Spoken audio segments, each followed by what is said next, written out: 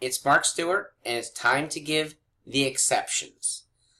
The exceptions to the death penalty, where a condemned man may deserve to live. Now, this is not a governor's sole decision. Governor can weigh in, but it is, in this state, a parole and pardons board. I have visited their headquarters in Waterbury.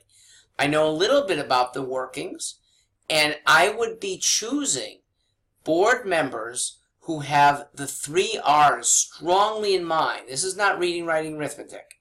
3 R's of criminal justice are rehabilitation, restitution, and recidivism.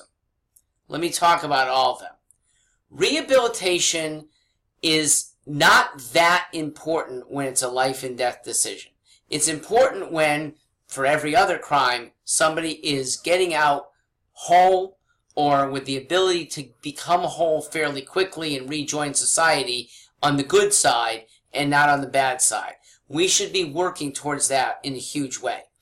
On the life or death decision, the decision is, does this guy stay in prison for the rest of his life, or is he executed fairly swiftly?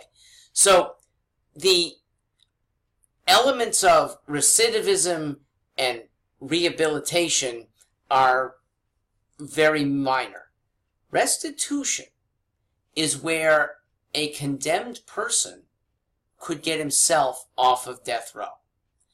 The restitution to both the immediate victim and to society, if that is underway strongly, I mean, not just a few hours a week, not some nice letters, but you're working a 50-hour-a-week job, pretty much a regular full-time job at paying back, and I'll let you keep 20% of it, okay? So 40 good hours a week goes to the families that you hurt.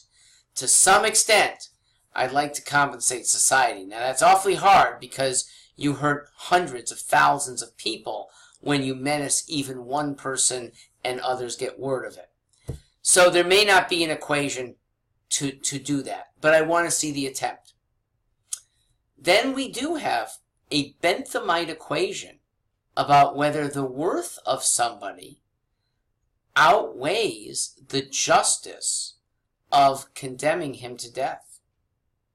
It's a tough call, and I don't want to be the sole person making that call. I just want to put that into play.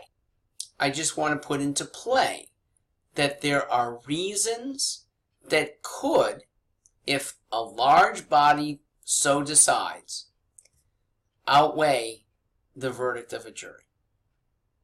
It's got to be a pretty clear outweighing. Now, there are some people who are not even in this equation. I'm not including those who are in death row where there's even a taint of a bad trial, okay? A prosecutor using bad evidence, dupes among the jurors. That's a person who shouldn't be on death row in the first place. We don't want to make the mistake of putting to death somebody who might be innocent. So we're in the situation of clear guilt here, but the possibility that restitution outweighs. This doesn't have any regard for the condemned man's feelings. We take that out of the equation. It's about the economics and maybe the feelings of those he hurt. I'm Mark Stewart. Thanks for listening.